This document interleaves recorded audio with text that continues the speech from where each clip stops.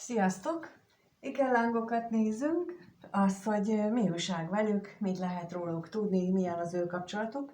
Az én olvasásomban ikelláng az én tudásom szerint kizárólag egy férfi és egy nő kapcsolódása, és ők hát nem kifejezetten párkapcsolati céllal jöttek egymás életébe, mindenképpen azért jönnek, hogy ők beindítsanak egy leállíthatatlan folyamatot, ami onnantól kezdve megy.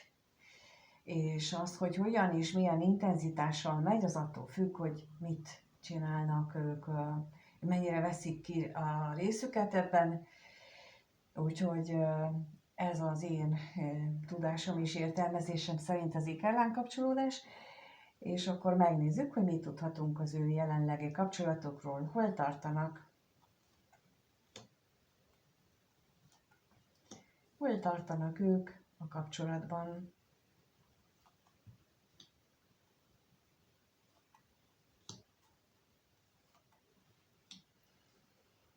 Jelenleg ebben a kapcsolatban azt hiszem, hogy az értékek elsiratása folyik. Azok az értékek, amelyeket eddig úgy gondolták, hogy értékek, és lehet, hogy most éppen átalakulóban van annak a megítélése, hogy mi számít értéknek valakinek az életében. Én ezt régen úgy fogalmaztam meg, hogy az ember, amikor fiatal, akkor a felhalmozás időszakában van, akkor mindent is megvesz, és elérkezik egy pont az életünkben, amikor azt mondjuk, hogy ja, hát erre már nincs szükségem. Nagyon-nagyon különböző az, hogy kinek mikor érkezik el. Ez attól függ, hogy mennyire van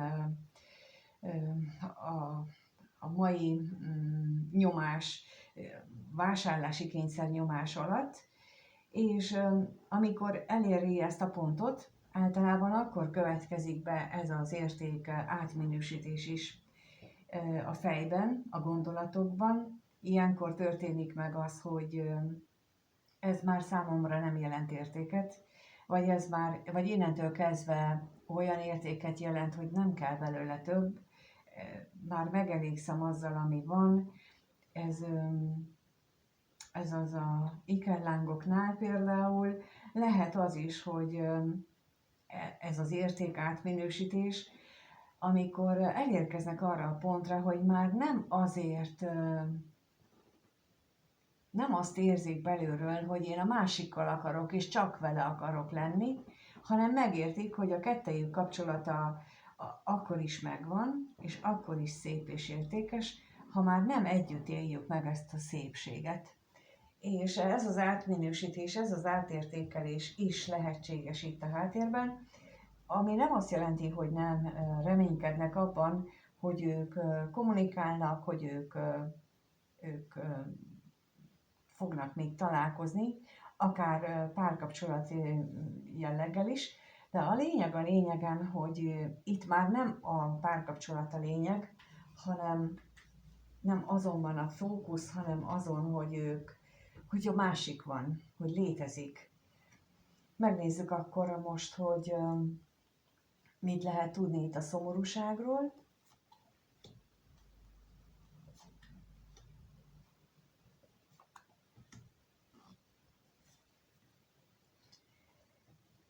Lehetséges, hogy a fókusz azért is került le erről, hogy együtt legyünk, mert nagyon sok akadályozó tényező jött közbe.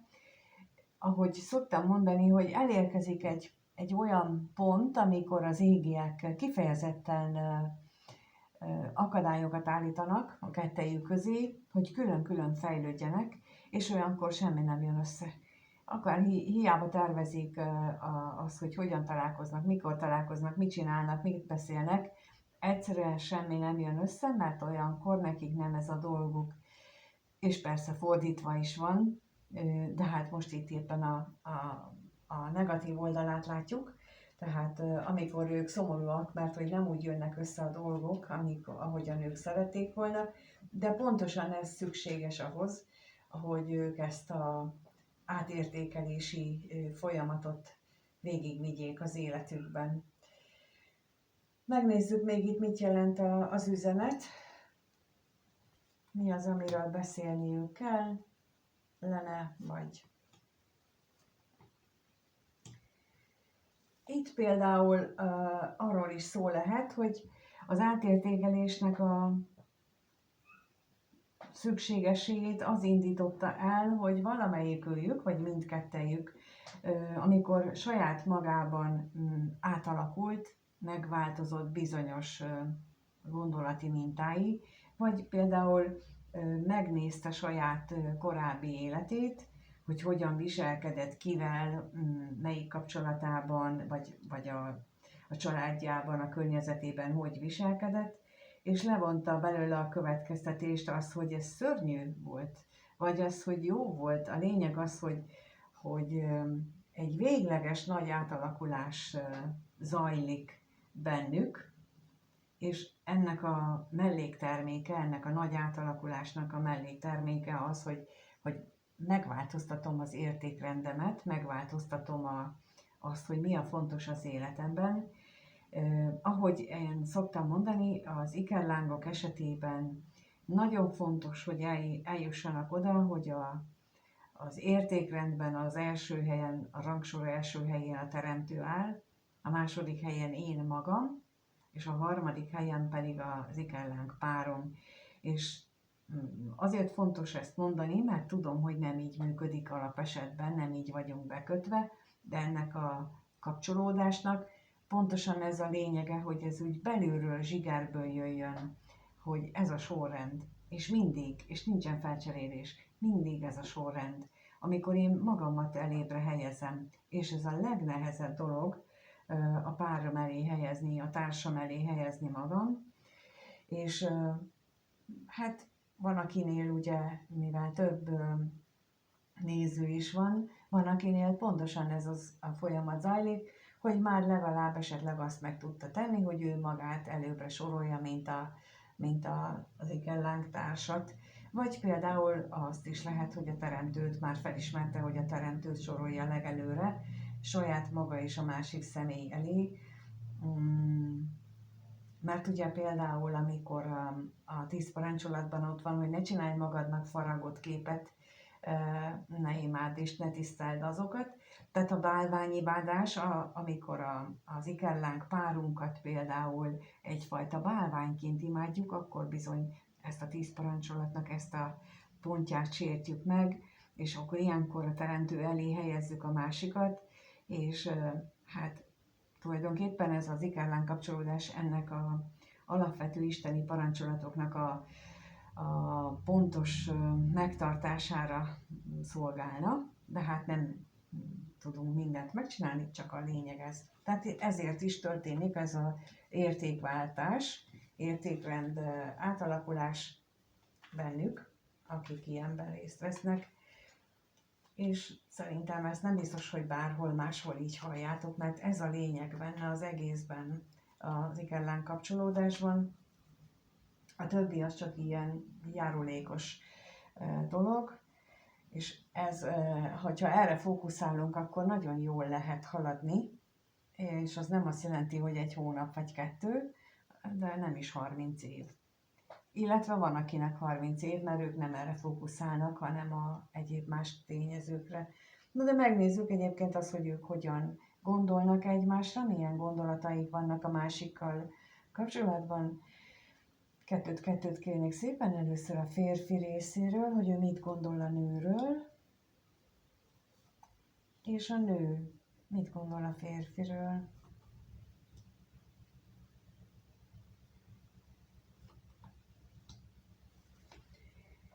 No, hát a férfi részéről azt látom, hogy bizony ő látja, hogy valami értékes van a nőben, tudja, érzi, gondolja, hogy nagyon értékes ez az ő ikerlántása. Nem biztos, hogy találkozott hozzá hasonlóval, de ez nem feltétlenül csak ilyen földi szerelem értelemben kell érteni, hanem például azt is lehet, hogy, és ez nagyon gyakran van, hogy hasonló élettörténetük van, hasonló nehézségekkel küzdenek, hasonló egészségügyi problémájuk van. Láttam már olyat, hogy ugyanolyan mértékben romlott meg a szemük, teljesen egyformán, szóval, hogy, és ez egy ilyen nagyon új dolog a férfi szempontjából, értékes, de nagyon-nagyon újdonság erejű. Na, megnézzük akkor azt, hogy mi itt a gyermek, mit tudhatunk még erről.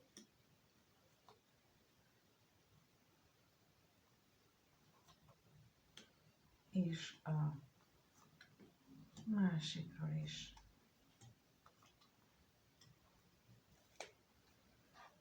Lehetséges, hogy itt a vágyak tekintetében is, itt most a testi vágyakra gondolok, tehát hogy abban is egy nagyon újfajta élményt tudnak adni egymás számára, vagy élt meg a férfi, de tulajdonképpen attól is tart, hogy a női fél, a női lélek, ikerláng társ,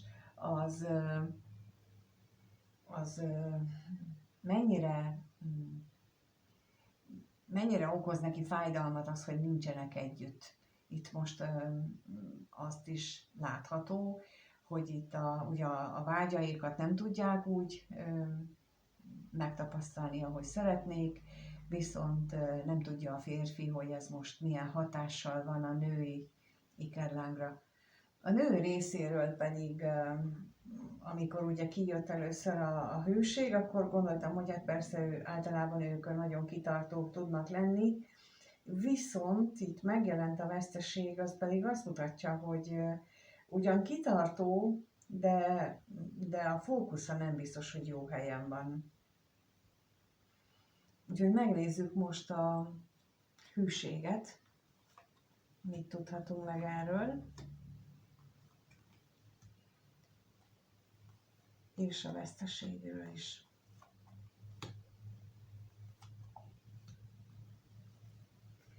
Azért gondolom, hogy nem biztos, hogy jó helyen van, mert hogy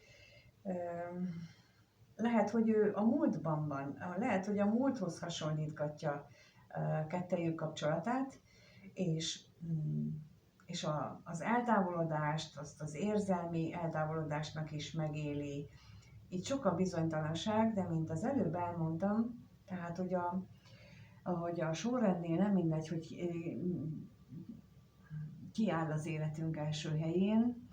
Itt nagyon fontos, azért mondtam, hogy nagyon fontos, hogy a teremtőbe vetett hit legyen az első, ugyanis ha ez az első helyen szerepel, akkor képesek vagyunk elfogadni, hogy minden akkor is úgy történik, amikor annak történnie kell, tehát a legyen meg a te akaratod érvényesül, és nem kritizáljuk, már pedig itt azért van itt ez a kitartás ellenére is ez a veszteség élmény, mert folyamatosan,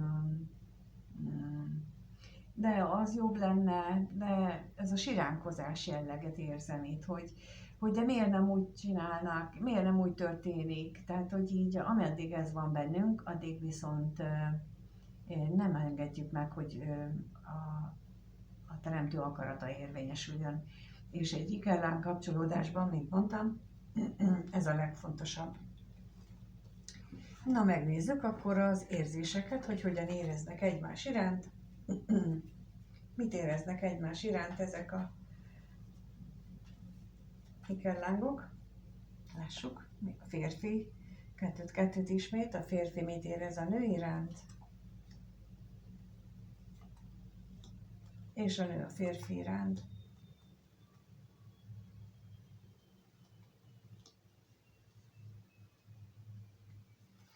Én úgy látom, hogy a férfiban történtek most nagy változások, mert az érzéseit egyértelműen azt határozza meg, hogy milyen hatalmas átalakuláson ment ő keresztül, és ezt belül érzi, minden pillanatban érzi ezt az átalakulást, amin átmegy, amikor, hát akikkel így együtt, egyéni konzultációkon együtt dolgozunk, ennek a folyamatnak a minél jobb megvalósulásán, ott is ez történik, hogy ilyen hatalmas ráébredés és hatalmas rácsodálkozás van egy-egy időszak után, és most ezt érzem, hogy a férfi önmagában képes erre. Egyébként ez úgy történik, hogy nem önmagában képes arra, hanem az energetikai köteléken keresztül a nőtől vannak az inspirációk benne, az, ami őt arra ösztönzi, ezért nagyon fontos, hogy a nő tényleg beleálljon ebbe az önmunkába, tényleg elkezdjen ezt amiről eddig is beszéltem, ezt csinálni, mert ő az, aki tudja úgymond húzni így energetikán keresztül, és itt nagyon fontos, hogy élő szóban egyáltalán nem kell erről beszélni. Egyáltalán nem kell szóba se hozni, hogy ez van, meg hogy ilyen, meg mit olvastam róla, összezavarja a férfit. Hát azért beszélek férfiról, mert az esetek 95%-ában így a női lélek az, aki fejlettebb, és ő neki vannak ilyen feladatai, és a férfi az, aki kevésbé fejlett, ahogyan ennek oka az, hogy az evolúció során a férfiak nem így lelki dolgokkal voltak elfoglalva, hanem ők az otthonért, a családfenntartásért, a hazáért harcoltak, küzdöttek, dolgoztak, és nem ezzel voltak elfoglalva, és ezt kell nekik most pótolni. Ez az ikellán kapcsolódásnak bizony ez a része, erről szól, és ez nagyon fontos, hogy ezt tudjuk, és a női léleknek pedig pontosan ezzel kell tisztában lenni, hogy nem bántjuk a férfit azért, mert ő még nem eléggé felelősségteljes, időnként kisfiúként viselkedik. Ez azért van, mert hogy ő neki pontosan ez a megfejlődendő dolog, és a női ikellán pedig ezt segítse. Úgyhogy itt az látszik, hogy ez a férfi, ennek jó a társa, és segített neki, és hatalmas változáson ment keresztül, és ő most magába néz, és azt nézi, hogy mi történik itt.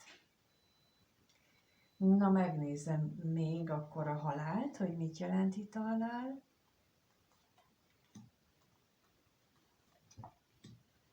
És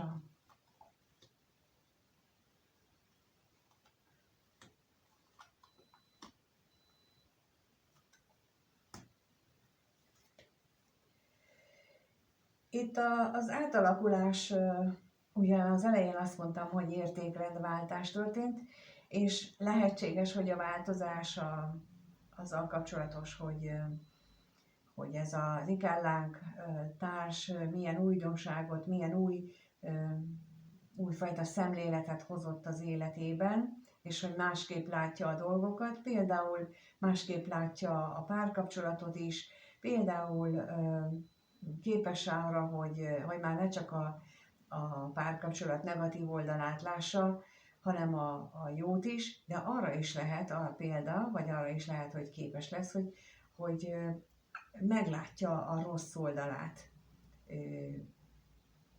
az ikellánk társának a hatására, de mint mondtam, nagyon nem előrevívő és nem segítő, hogyha a női lélek az állandóan meg akarja mutatni, de én csak segíteni akarok, nem így kell, egészen más ennek a működése, és ezzel sokkal nagyobb bajt tud okozni, mint hogyha a másik módon csinálja. Megnézzük akkor itt, hogy hogyan érez a női ikellánk. Hát ő kezdetektől fogva ott van benne ez a vágy és a másik iránti vágyakozás, amivel nincsen baj, mint ahogy mondom, ezt bizony azt fönt intézik ezeket a dolgokat, az is, hogy kialakuljon kettejük között ez a nagy vágyakozás, ez a tudatosság, és ő ezt érzi legelejétől kezdve. Na nézzük. Nézzük még itt az ajándékot. És az...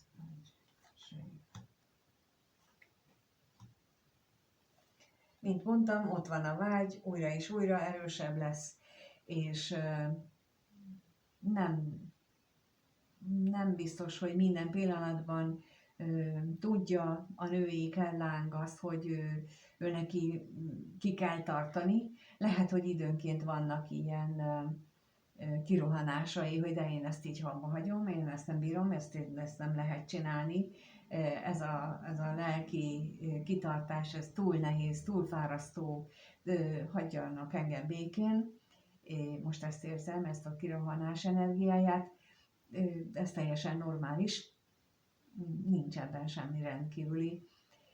Hogyha ez egy egyszerű feladat lenne, akkor nem lenne szükség ennyi minden égi beavatkozásra, mert ez egy nagyon-nagyon nehéz folyamat, és én mindenkit arra biztatok, hogy csinálja, mert nagyon szép az, amikor egy szintet lépnek mindenki, de amikor a női ikerláng magasabb szintre lép, az egy olyan nagyon szebb lesz a világ egész egyszerűen.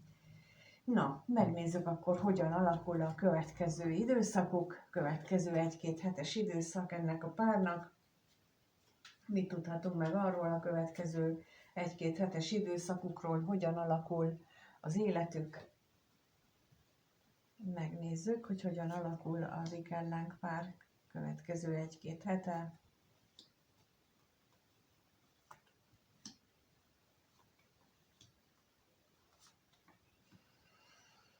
Javaslom a női ikerlángnak, hogy ne szomorkodjon otthon. Nincs miért, nincsen rá oka. Nagyon szépen fognak a dolgok haladni, nem a fizikai síkon, hanem a háttérben. Mindenféle támogató energia érkezik. Fontos itt az érték, ahogy ugye kezdtük, hogy az átértékelés, az a folyamat az menjen tovább, azok az új felismerések, azok is folytatódjanak, mert az előbbre visz, úgyhogy eddig ez egy nagyon-nagyon pozitív következő időszakot mutat. Na nézzük a pénzt, nem tudom miért azt...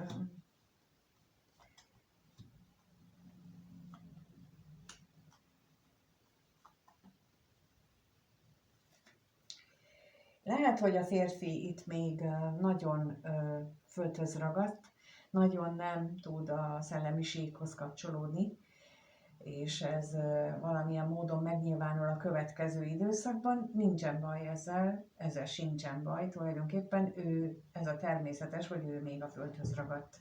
Ő még az értéket a pénzben és az anyagi dolgokban látja, és nem a szellemi világ dolgaiban. Majd ennek is eljön az ideje, még nem most lesz. Megnézzük még a katonatisztet.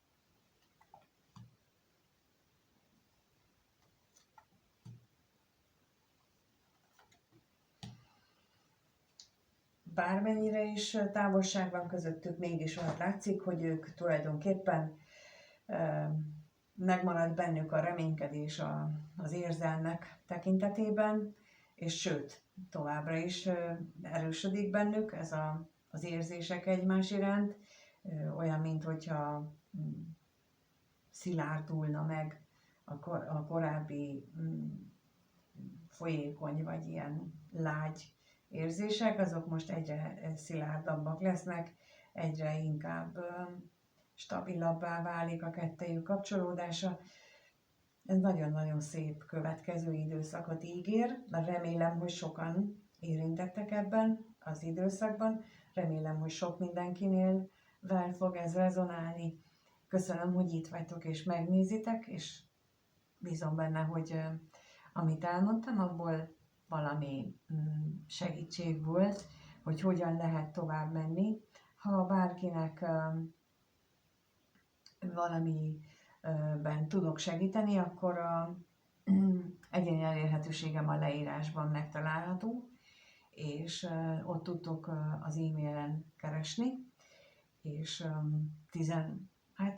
most néhány nap múlva már megint lehet jelentkezni egyéni konzultációra is. Hamarosan újra megnyitom a lehetőséget, úgyhogy aki gondolja, rám ír, megbeszéljük, és akkor hamar tudunk ebben az ügyben is tudok segíteni. Úgyhogy amíg nem találkozunk, addig is köszönöm mindenkinek a lájkot, a kommentet, a feliratkozásokat, és mindenkinek minden jót kívánok. Sziasztok!